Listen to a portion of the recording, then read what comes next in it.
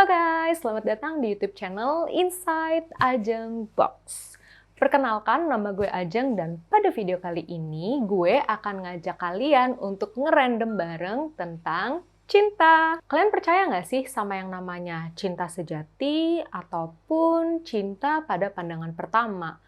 Kayaknya nggak semua orang ya percaya sama kedua pandangan ini. Pop culture atau budaya populer kita dimulai dari film, musik, apapun itu biasanya ngomonginnya soal cinta. Cinta sejati lah, cinta sampai mati lah, perjuangan cinta lah, everything for you lah. Pokoknya segala macam tetek bengeknya tentang cinta.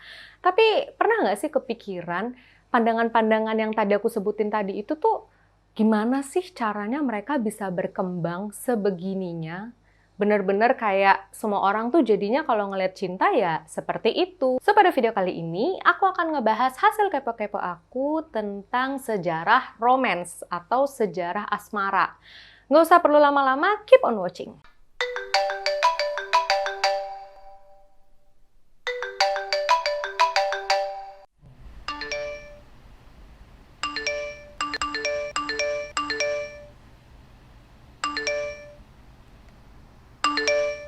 Ternyata guys, kalau ditelusurin lebih jauh, pandangan soal cinta mati, cinta pada pandangan pertama, dan soal cinta itu butuh pengorbanan yang besar, itu sudah muncul dari zaman medieval atau abad pertengahan Eropa, kisaran dari tahun 400 sampai tahun 1500-an.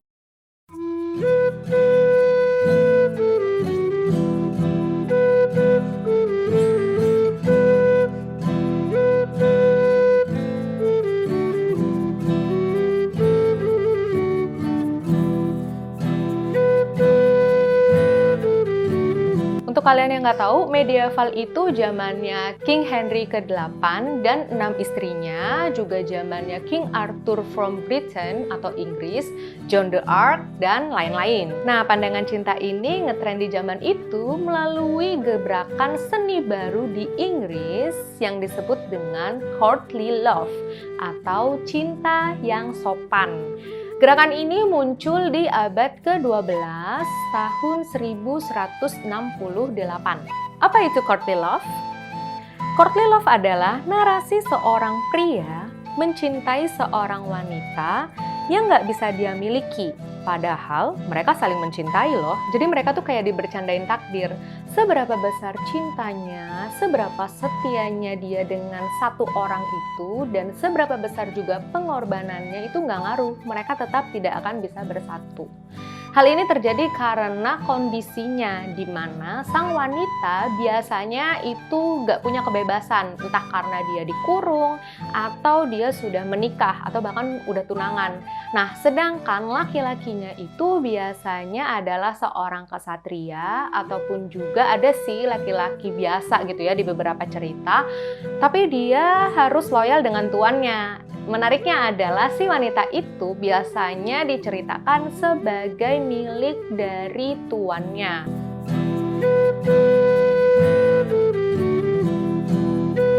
Tujuannya adalah untuk menggambarkan cinta sebagai dorongan bagi siapapun yang berjiwa kesatria untuk melakukan perjuangan terbaiknya. Didorong sampai benar-benar batasnya. Di zaman itu, muncul banyak banget seni yang beraliran courtly love.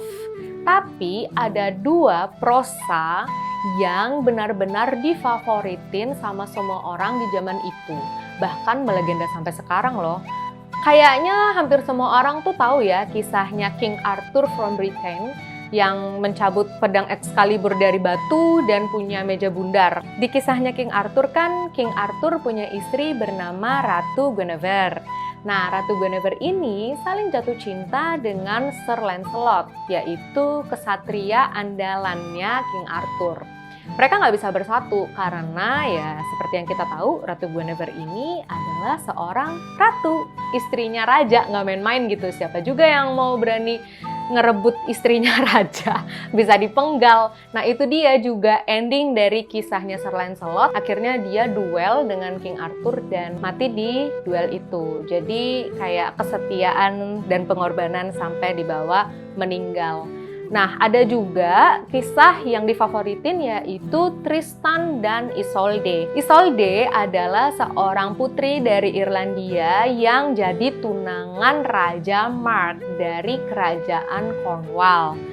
Cornwall, ya itulah pokoknya. Nah, Isolde ini kemudian saling jatuh cinta dengan Tristan, yaitu keponakan dari Raja Mark. Endingnya juga sedih karena akhirnya Tristan ini meninggal karena patah hati dengan Putri Isolde. Nanti kapan-kapan bisa aku ceritain ya, kalau misalnya kalian mau tinggal komen di comment section below, nanti aku bisa ceritain ke kalian khusus. Intinya, baik Sir Lancelot dan Tristan mengakhiri hidupnya dalam keadaan patah hati karena sama-sama mencintai tapi mereka tidak bisa bersatu dengan cintanya. Padahal mereka tuh udah setia banget dan gak bisa berpindah ke lain hati.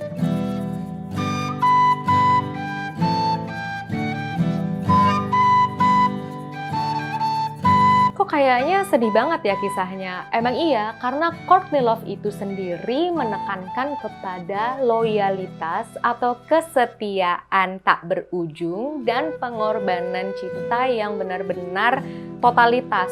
Karya seni aliran ini nggak hanya berbentuk prosa aja, tapi berbentuk lukisan, buku kisah, dan juga teater. Para seniman aliran Courtney Love ini dipatron atau bisa dibilang disponsori kali ya kalau zaman sekarang dibilangnya. Pokoknya disokong biayanya dengan Ratu Eleanor of Aquitaine. Semoga spellingnya benar ya. Juga disokong oleh putrinya dia yaitu Mary Countess de Champagne. Courtney Love ini bisa dinikmati nggak hanya sebatas oleh keluarga kerajaan dan keluarga bangsawan aja, tapi orang-orang rakyat sipil itu juga bisa nikmatin karena banyak banget penyair dan para pemain teater itu melakukan seni Courtney Love melalui teater dan juga puisi-puisi mereka. Courtney Love nggak hanya diterima di kerajaan Anglo-Normandy di Inggris, tapi juga menyebar ke kerajaan-kerajaan lain di Inggris, bahkan sampai ke kerajaan-kerajaan di Prancis, Italia, Jerman, dan pokoknya kerajaan-kerajaan yang ada di benua Eropa saat itu. Meskipun intinya sama, yaitu tentang loyalitas dan pengorbanan, tapi ada perbedaan dari segi alur cerita di prosa-prosa Courtney Love di luar kerajaan Inggris. Di mana Courtney Love versi baru ini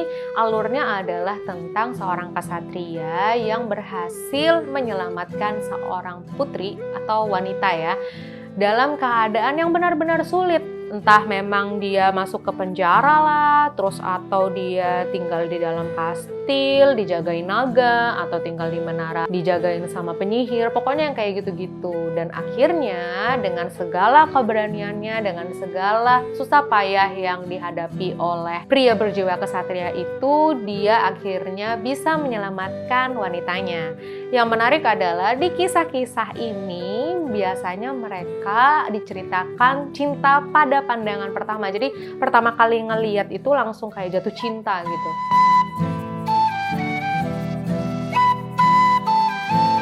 Ya make sense sih, karena kan wanitanya juga digambarkannya cantik, sedangkan kesatrianya juga digambarkannya gagah gitu. Jadi ya wajar kalau mereka saling jatuh cinta dan akhirnya mereka hidup bahagia selamanya. Happily ever after. Sounds familiar gak sih?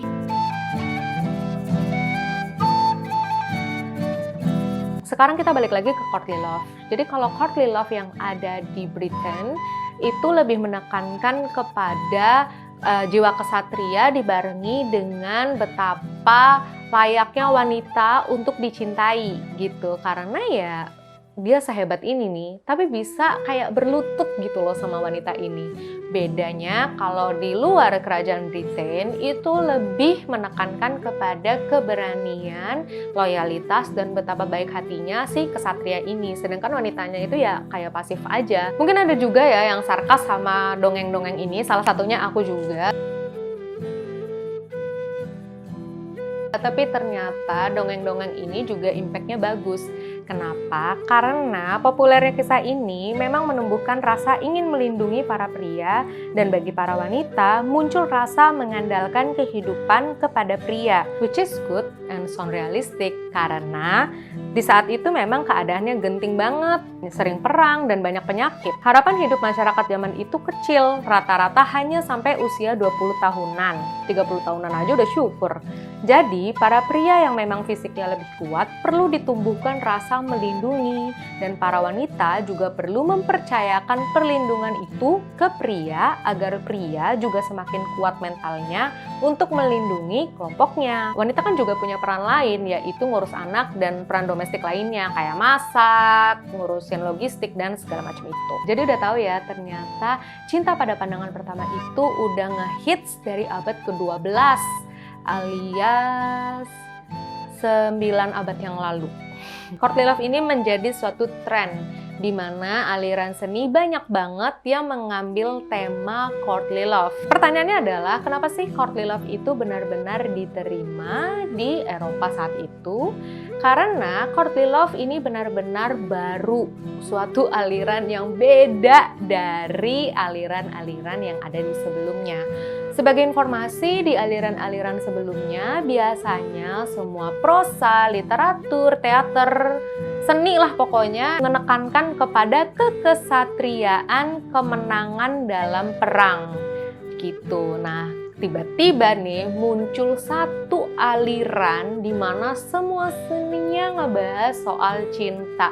Ya siapa sih yang jadinya nggak tertarik gitu ya? Meskipun berbeda dengan seni yang ada di sebelumnya, tetapi sebenarnya penekanan dari aliran courtly love adalah betapa hebatnya, betapa baiknya, betapa pengasihnya para kesatria kepada satu-satunya wanita yang dicintainya dan dilindunginya. Jadi kebayang ya bedanya kalau misalnya yang sebelumnya itu lebih menekankan kepada kemenangan dan kehebatan para kesatria aja.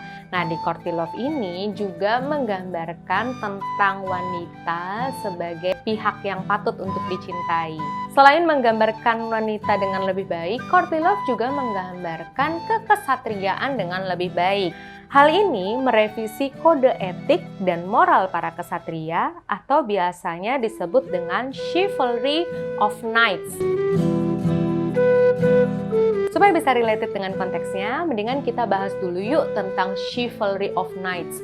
Chivalry of Knights adalah seperangkat moral dan kode etik yang paling tinggi nilainya di zaman medieval. Nggak cuma di Eropa, tapi di peradaban kuno tuh semuanya pasti tentang kekesatriaan deh. Bahkan raja pun dituntut untuk menerapkan Chivalry of Knights loh. Pada dasarnya, chivalry terdiri dari beberapa kualitas kesatria, yaitu bravery atau keberanian, courtesy atau kesopanan dan kebaikan, honor atau kehormatan, loyal atau kesetiaan, dan gallantry towards women atau kegagahan terhadap wanita. Di zaman medieval itu, masyarakat mengutamakan kepentingan kelompoknya, seperti kelompok keluarga, desa, bahkan sampai tingkat ke kerajaan. Jadi loyalitas itu benar-benar ditanamkan di seluruh jiwa dan raganya manusia saat itu. Kenapa? Karena supaya mereka itu tidak saling berkhianat dan akhirnya mengorbankan kelompoknya kepada kelompok lain. Karena memang di zaman itu tuh perebutan kekuasaan, daerah yang subur, daerah yang penuh sumber daya itu masih banyak banget terjadi. Di zaman dulu tuh benar-benar keras. Jadi kalau misalnya ada suatu kelompok yang lemah, baik itu sumber dayanya ataupun orang-orangnya, atau misalnya ada yang berkhianat dan akhirnya menyebabkan kelompok itu kalah. Nah, benar-benar semuanya dijarah, hartanya, orang-orangnya bisa dibunuh. Makanya di zaman itu sering banget perang karena prinsipnya adalah gue yang mati atau lu yang mati, kelompok gue yang mati atau kelompok lu yang mati, ya begitulah pokoknya. Nah itulah dia kenapa loyalitas dan harga diri benar-benar dijunjung tinggi oleh masyarakat saat itu. Kalau kalian tahu, di antara para kesatria itu biasanya ada sumpah kesatria. Jadi kesatria memilih tuannya siapa dan dia berani mengorbankan nyawanya untuk keselamatan tuannya itu. Sekali kesatria bersumpah, maka dia benar-benar membawa sumpahnya sampai mati. Kalau enggak, dia akan merasa harga dirinya terluka dan bisa digunjing oleh masyarakat.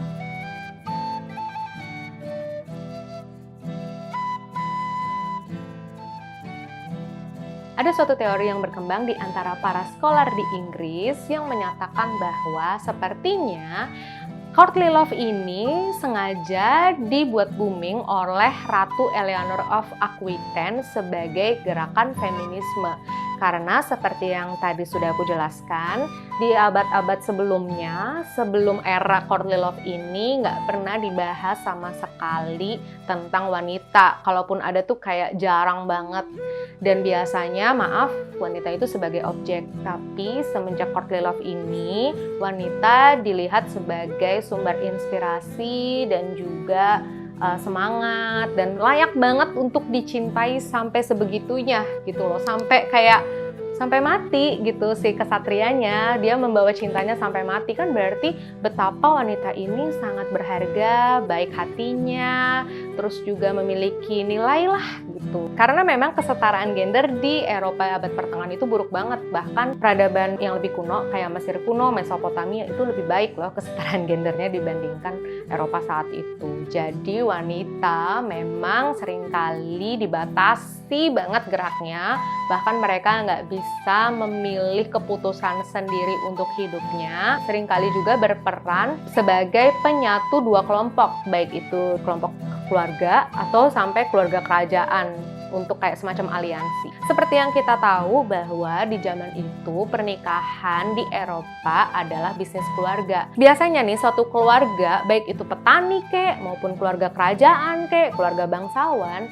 itu kalau punya anak perempuan biasanya mereka akan dinikahkan dengan keluarga yang memiliki sumber daya yang lebih tinggi dibandingkan sumber daya yang dimiliki sama keluarga wanita ini gitu. Jadi kayak aku punya anak perempuan nih, nanti gue nikahin sama keluarga yang lebih kaya gitu. Memang akhirnya wanita itu berperan sebagai penyatu dua keluarga ya gitu. Meskipun teori ini masih diperdebatkan, tapi kalau misalnya teori ini benar adanya, berarti Courtly Love ini adalah bentuk dari feminisme mula-mula. Meskipun Courtly Love ini sedikit banyak berpengaruh sampai sekarang, tapi puncak pengaruh dari Courtly Love itu dari kurun abad ke-12 sampai abad ke-14. Semua orang, terutama kesatria, mengidolakan Sir Lancelot dan Tristan.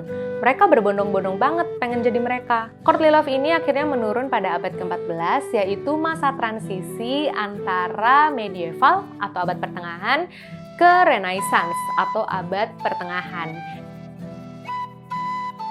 Di abad itu memang gereja Katolik mengkampanyekan bahwa Courtly Love ini sangat usang dan benar-benar kayak bisikan setan aja gitu. Kenapa? Karena Courtly Love ini kan menekankan kepada loyalitas terhadap satu figur. Jadi kayak kalau aku udah cinta sama kamu ya aku nggak bisa mencintai orang lain. Padahal orang lain ini bisa jadi akan menikah atau sedang menikah dengan orang lain. Tapi kan tadi fokusnya setia pada satu orang saja. Kalau misalnya sudah menikah dengan orang lain, otomatis perasaan cinta ini akan tetap ke pacarnya yang lama dong. Makanya banyak perselingkuhan. Nah inilah yang dianggap sebagai bisikan setan sama gereja Katolik. Meskipun banyak seniman yang beraliran Courtly Love, tapi yang paling terkenal hingga saat ini bahkan adalah karya-karyanya William Shakespeare, terutama Romeo and Juliet. Kalian tahu kan tentang Romeo and Juliet? Nah itulah Courtly Love. Pengaruh Courtly Love nggak hanya berlanjut di masa Renaissance, tapi ke abad-abad selanjutnya, bahkan hingga sekarang. Courtly Love itu sering banget diadaptasi oleh Walt Disney. Jadi kayak kalau kalian ngelihat dongeng-dongengnya Disney itu, kebanyakan temanya adalah Courtly Love. Bahkan juga kita bisa ngelihat beberapa film yang Courtly Love banget gitu ya, di Hollywood maupun dimanapun di Bollywood, tentang kesetiaan kayak nggak bisa berpaling dan pengorbanan sampai titik darah penghabisan kalau bisa. Which is good, aku percaya sih soal pengorbanan, tapi kalau masalah kita berharap dicintai sama orang secara pasif nih kitanya, tapi orangnya itu benar-benar yang berjuang terus-terusan untuk kita, kayaknya nggak relevan lagi. Tapi menurut kalian gimana? Itu kan menurut aku. Komen di bawah ya. So itu dia hasil dari kepo-kepo random aku. Menarik banget ya. Ternyata pandangan-pandangan yang umum sekarang itu udah booming dan umum juga di sekitaran 1000 tahun yang lalu. Wow. Aku juga kaget sih. Meskipun di dalam pembuatan video ini aku risetnya berdasarkan sumber-sumber yang kredibel seperti British Library yang bisa aku tulis di blog aku, linknya ada di bawah. Tapi aku juga saranin kalian untuk riset ulang lagi kalau kalian tertarik. Sejarah romance nggak hanya sampai di sini aja, ada part 2-nya juga loh. Kalian tonton deh, bakalan seru banget. Aku kasih bocoran ya. Jadi aku akan jelasin the reason behind the one dan dating tips di zaman beberapa ratus tahun sebelum dating tips zaman sekarang. Bakalan sama apa bakalan beda ya? Tonton di part 2, linknya mungkin udah ada di sini atau di description box below. Kalau kalian suka dengan video ini, jangan lupa share ke orang-orang sekitar dan ajak mereka untuk diskusi bareng-bareng di comment section below. Jangan lupa subscribe channel ini, nyalain notifikasinya supaya nggak ketinggalan untuk ngerandom bareng sama aku. Thank you so much for watching. I'll see you in the next Kepo Random Things in Inside Ajeng's Box. Bye-bye!